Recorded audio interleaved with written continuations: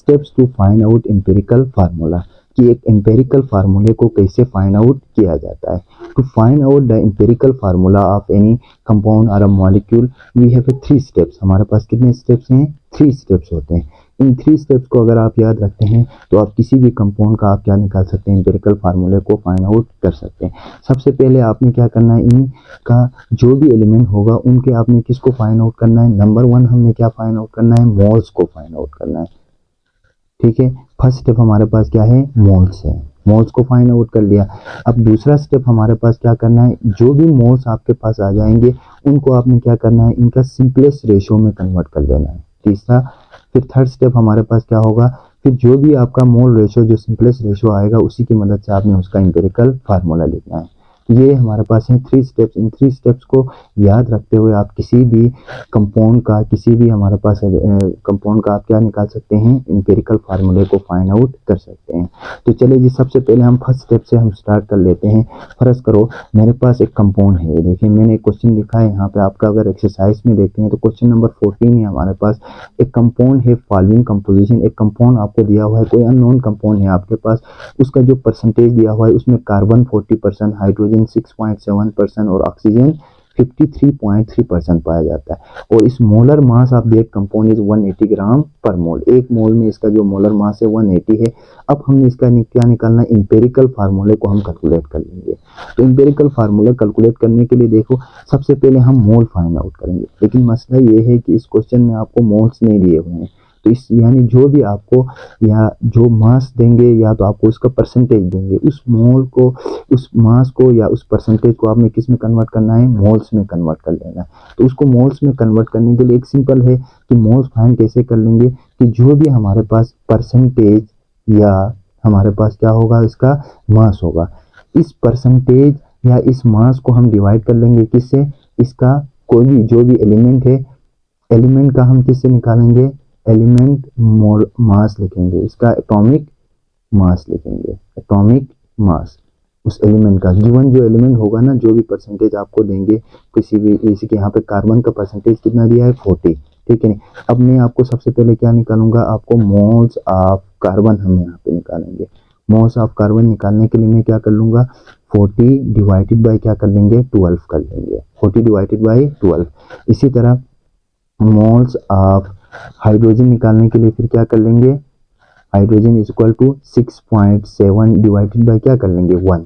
क्यों? क्योंकि इसका जो हाइड्रोजन का एटॉमिक मास है वो हमारे पास कितना है? 1। यहाँ पे एटॉमिक मास आप क्या था? कार्बन। इसी तरह मोल्स ऑफ हम क्या निकालेंगे? ऑक्सीजन भी निकालेंगे, क्योंकि ये 3 एलिमेंट हमारे पास गिवन थे। तो ये क्या है? मोल्स ऑफ ऑक्सीजन के लिए 53.3% डिवाइडेड बाय हम क्या कर लेंगे? 16 हम कर लेंगे। जब हम इन चीज़ों को डिवाइड कर लेंगे तो हमारे पास क्या आ जाएगा? इसके मोल्स फाइंड आउट हो जाएंगे हमारे पास।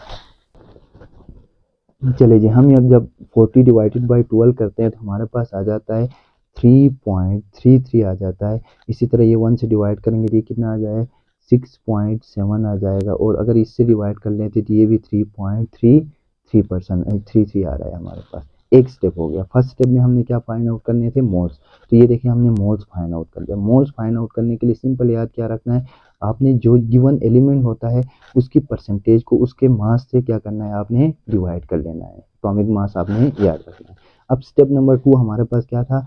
स्टेप नंबर 2 है find out the simplest whole ratio. ठीक है नहीं, इनके दरमियान क्या निकालना है? हमने सिंपलेस्ट वोल रेशियो निकालना है। अब इस सिंपलेस्ट वोल रेशियो को, ठीक है नहीं, वोल रेशियो ये देखें आपको बाज़ औक़ात डिसिमल में आ जाता है, तो उस डिसिमल को भी आपने किस में कन्वर्ट करना है? वोल रेशियो में आपने कन्वर्ट करना है। अब सिंपलेस्ट वोल रेशियो निकालने के लिए हम क्या कर लेंगे? यहाँ पे जितने भी आपके पास एलिमेंट का जो भी आपको मोल आया है ना, उसमें से जो भी लीस्ट मोल होगा क्या कर लेंगे? लीस्ट मोल से हम क्या कर लेंगे? डिवाइड कर लेंगे। जितने भी हमारे पास क्या आ गए हैं? मोल्स आ गए हैं, उनमें से जो भी लीस्ट मोल होगा ना, तो उस लीस्ट मोल से हम क्या कर लेंगे? बाकी सबको डिवाइड कर लेंगे। जैसे कि ये देखो यहाँ पे अगर मैं देखता हूँ लीस्ट मोल मेरे पास 3.33 है, या यहाँ पे भी क्या है? 3.33 है। तो अब इसका सिंपलेस्ट रेशियो निकालने के लिए हम क्या कर लेंगे? यानी कार्बन रेशियो हमारे पास क्या था? हाइड्रोजन रेशियो क्या था? ऑक्सीजन था। अब कार्बन का जो मोल्स थे वो क्या थे? 3.33। हाइड्रोजन के कितने हैं? 6.7 और ऑक्सीजन के कितने थे 3.33। अब इसको डिवाइड कर लेंगे हम सबको किससे 3.33 से इसको भी डिवाइड कर लें, 3.33 से भी इसको भी डिवाइड कर लें। ये देखो ये कैंसिल हो गई, ये इसको हमारे पास कितना है 2।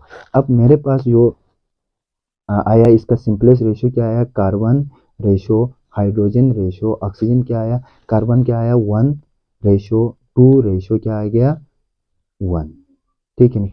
अब तीसरा स्टेप हमारे पास क्या था, इसका इंपेरिकल फार्मूला, इंपेरिकल फार्मूला लिखना था। तो इंपेरिकल फार्मूला अब क्या होगा हमारे पास, ये देखो कार्बन क्या 1 तो हम नहीं लिखेंगे सब्सक्रिप्ट में, ठीक है नहीं, हाइड्रोजन क्या लिखेंगे 2 और ऑक्सीजन 0, सॉरी 1, ठीक है नहीं 1 हम नहीं लिखेंगे। तो ये देखें ये जो हमारे पास CH2O आया, ये जो गिवन क्वेश्चन था इसका हमारे पास क्या आया, इंपेरिकल फार्मूला आया। तो इंपेरिकल फार्मूले में आपने यही 3 स्टेप्स को क्या करना है, याद रखना है। पहला स्टेप आपने क्या निकालना है, इसके मोल्स निकालना है। मोल्स के लिए आपको गिवन जो मास होगा या गिवन जो परसेंटेज होगी उस परसेंटेज को आपने उसके एटॉमिक नंबर से, एटॉमिक मास से क्या करना है, डिवाइड कर लेना है। तो आपके पास क्या आ जाएंगे, इसके मोल्स आ जाएंगे। अब इसी मोल्स को आपने क्या करना है, वोल रेशो में, सिंपलेस्ट वोल रेशो में आपने कन्वर्ट करना है। उसके लिए हम क्या करेंगे, यहाँ पे जितने भी मोल आए उनमें से जो लीस्ट मोल है उन सबको इससे क्या कर लेंगे, डिवाइड कर लेंगे। तो हमारे पास आ गया CH2O। अब इसके बाद हमारे पास आ जाता है दूसरा कौन सा, मॉलिक्यूलर